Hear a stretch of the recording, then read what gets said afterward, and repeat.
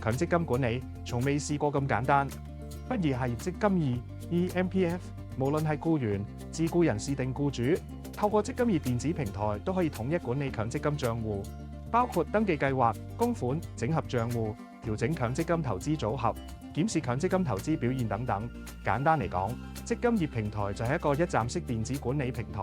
積金易由2024年6月開始投入運作，預計喺2025年底前完成所有強積金計劃嘅過渡。僱主可以喺上面輕鬆管理所有僱員嘅供款，